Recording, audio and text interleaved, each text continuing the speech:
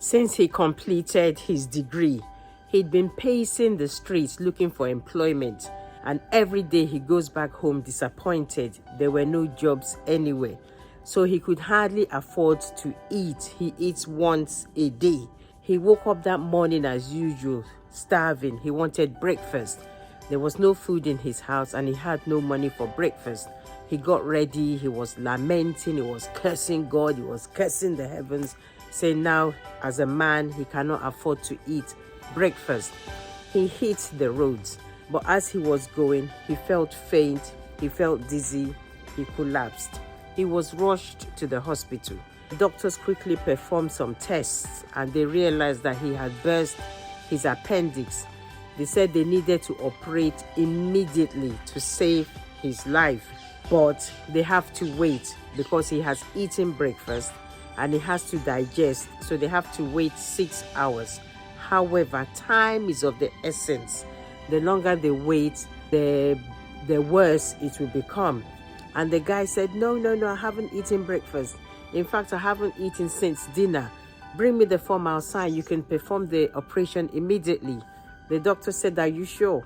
Because if you have eaten, it will affect the operation. He said, no, I have not eaten. So they performed the operation immediately and it was a success. And when he got healed within 2 days, he then was able to get a job. So if he had money at that point and he was able to eat, they wouldn't have been able to do the operation immediately because his belly would have been full of food. That's why the Bible says, in all things, give thanks. Some of us have heard the story of the farmer and his son. His wife died long time ago. He left him with a son.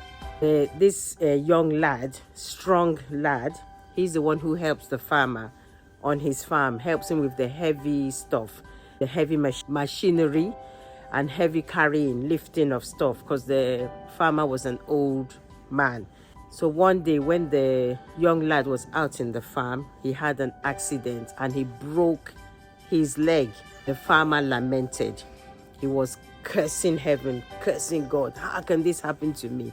He's the one who helps, and it's even now time for the harvest. How is he going to be able to do the harvesting himself and take everything to the market to sell? Everything's going to be rotten. God, how can you let this happen to me? 2 days after the farmer's son broke his leg, the king's men went to each door, forcibly removing the young, strong lads from families, forcibly removing them, drafting them into the army because they were going to be sent out to war. You had no choice about the matter. Once they saw that you are a boy, strong, you were drafted in. They went to the farmer's door, saw the son, but he had a broken leg. He was using crutches. And they said, no, he'll be of no use to us. So they left him and they took all the other young lads out of the village. That was when the farmer thought, oh, this was not as bad as I thought it would be. His leg healed. He was able to help his dad. Most of the young lads that were taken out to war never came back home. That's why the Bible says, in all things, give thanks. Joseph was a young lad when his brothers sold him to Egypt through no fault of his. Yeah, he may have been unwise because he was young and he doesn't know that it's not everything that you share, but that was not his fault. God revealed these dreams to him and he was just telling his family about the dreams that he had. He didn't command these dreams to come to him. He begged his brothers, but they did not listen. They sold him. He went to Egypt. He became Potiphar's servant. He's in the house. Potiphar's wife accused him falsely of trying to rape her. He ended up in prison. All of this through no fault of his. This young lad must have been in dismay. What have I done? Why are all these things happening to me? What else am I going to face? But as we all know the story, he later becomes like the second in command of Egypt. And when his brothers eventually pay Egypt a visit because they needed food and they recognized Joseph eventually, he said, you meant it for evil, but God meant it for good. If they hadn't done what they did, they wouldn't have been able to push him into his destiny. That's why the Bible says, in all things, give thanks. Things started off reasonably well with the new pastor. Our old pastor had left the church, and so we got a new one. Everybody was excited. Finally, the branch has a pastor, because different pastors were coming from different branches to preach, just to be there, and then they'll go back to their own branch. So we were like sheep without a shepherd. And then this man came. We were so excited. I was the church secretary, so I was showing him around, showing him the ropes, set him up, did everything. We had a good working relationship. But then everything changed. He just became hostile towards me. I'll ask him, Pastor, what have I done?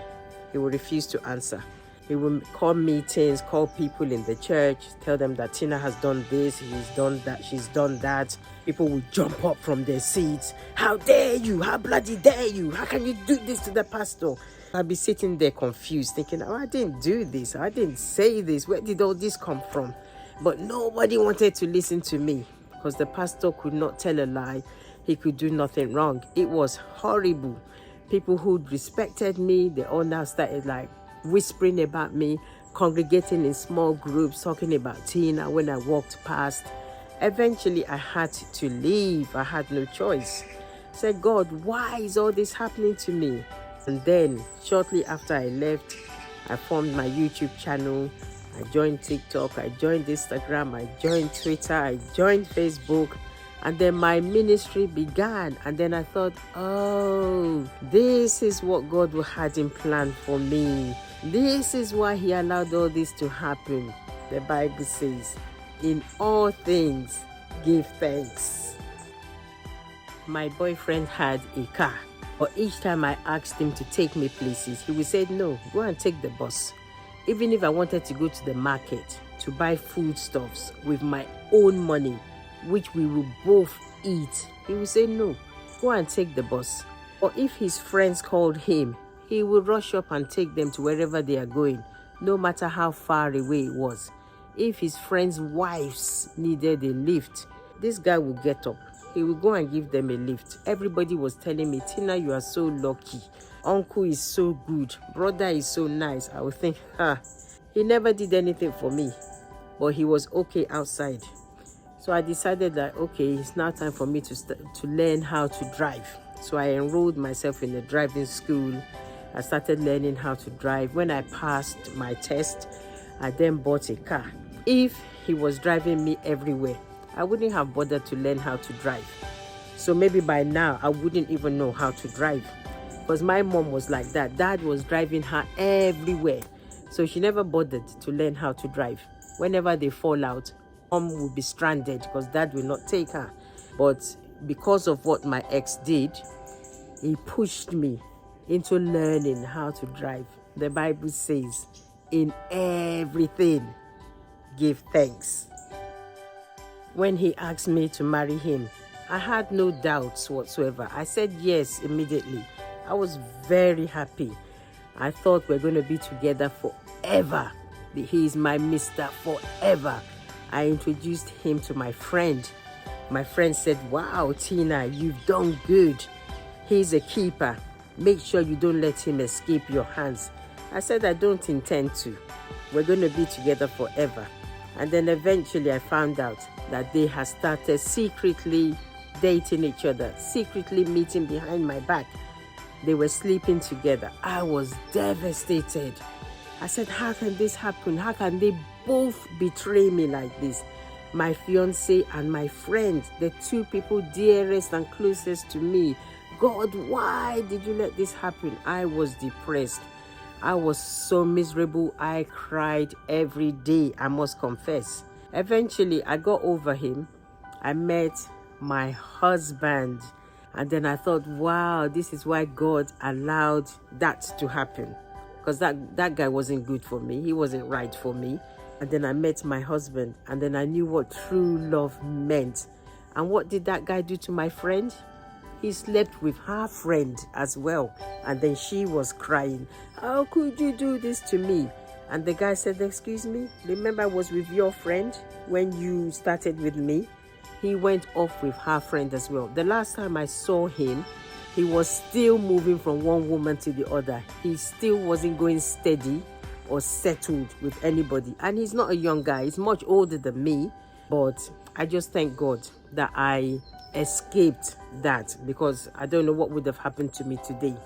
That's why the Bible says, in everything, give thanks. She was a full-time housewife. She depended on her husband for everything. Even a cube of sugar, she has to get money from him. Milk, bread, she has to get money from him, because she didn't have any income of her own. One day the husband said, I'm fed up of you. Why can't you be like other women? Even at my place of work, there are women who come out there to work. Why do you just have to rely on me for everything? Get off your fat, lazy bum and do something for yourself. So the woman sat there and thought, okay, what can I do? There's one particular food that she's very good at preparing. Each time she cooks it, people just ask for more. Then she thought, okay, I'll do something. So she started making this food. It's called banku.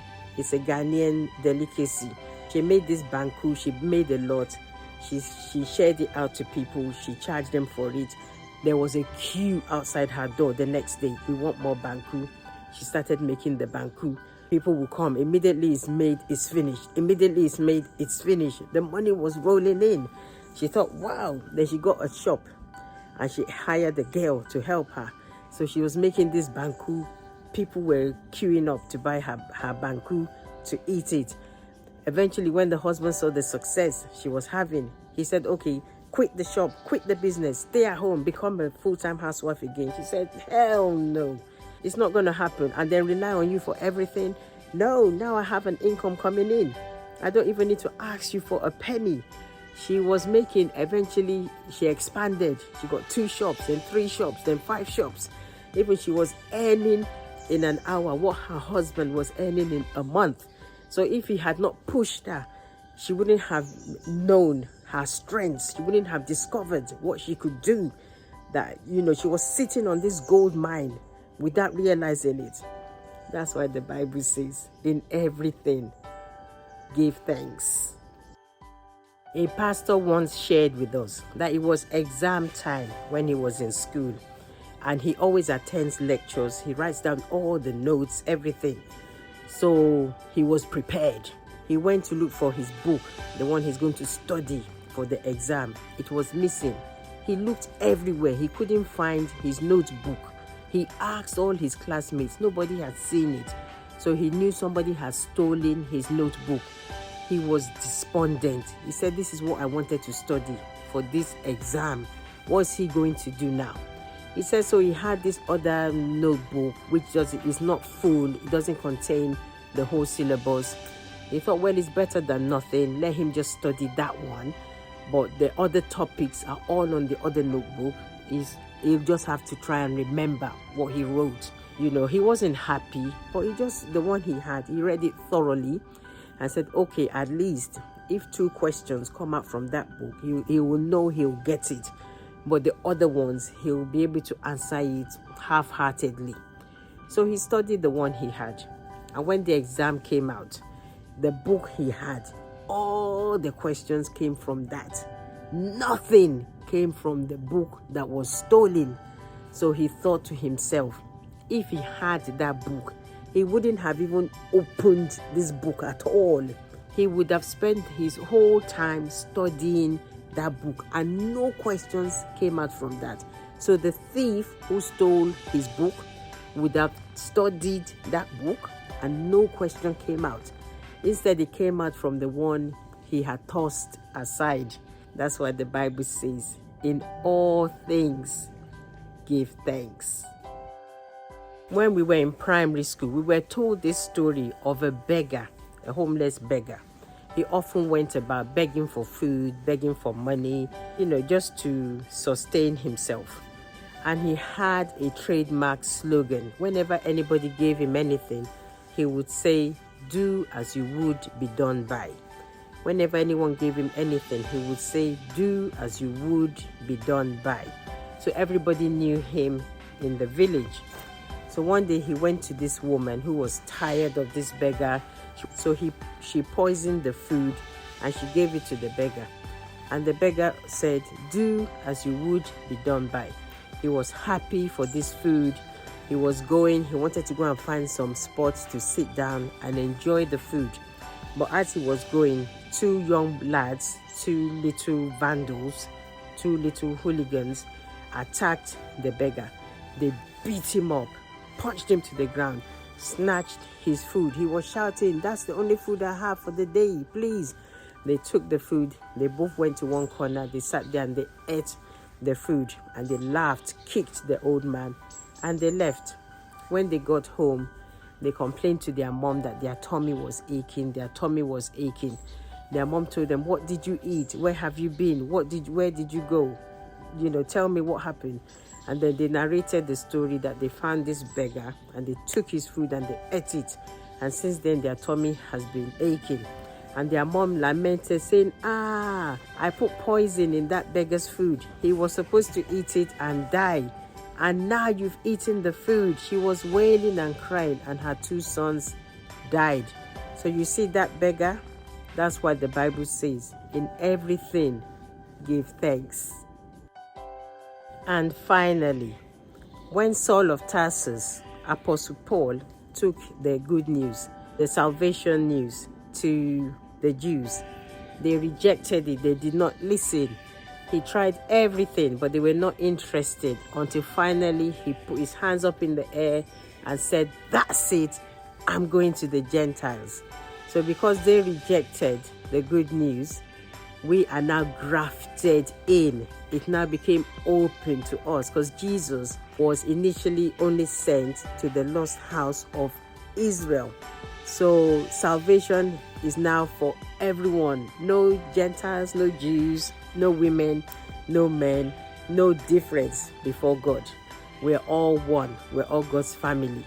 That's why the Bible says, in all things, give thanks. If they had not rejected it, maybe we wouldn't have had a chance. So don't miss this opportunity. If you haven't given your life to Jesus today, do so while there is time, while you have a chance, because tomorrow may be too late. Today is the day of salvation. You can have my heart. You know that song, don't you? You can have it all. I'm laying down my life,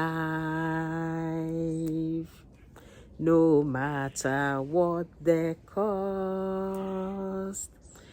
Only Jesus all my days.